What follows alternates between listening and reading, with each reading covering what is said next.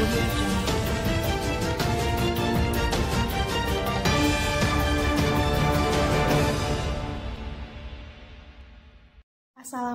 warahmatullahi wabarakatuh. Sampurasun wilujeng enjing pemirsa patepang deui sareng simkuring Syakira dina acara Warta Bandung Pagi. Salah saji vaksin COVID-19 nu dipesen ku negara urang atos nepi di Indonesia poe Minggu genep Desember 2020. Vaksinasi COVID-19 dimimitian kaping 13 Januari 2020 hiji. Vaksin disuntikeun ka masyarakat umum nyaeta vaksin COVID-19 produksi Sinovac. Ieu diutamakeun heula pikeun tenaga kesehatan, petugas publik sareng lansia.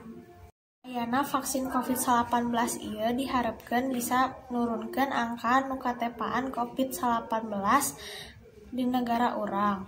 Sanajan urang geus divaksinasi, pamarentah tetep nganjurkeun 3M nyaeta ngumbah leungeun, make sabun, make masker, jeung ngajaga jarak. Miarsa dugi di dieu heula Warta Bandung Pagi dinten ieu. Abdi Syakira pamit mundur tong hilap 3M wilujeng ngajalankeun aktivitas dugi patepang deui. Wassalamualaikum warahmatullahi wabarakatuh.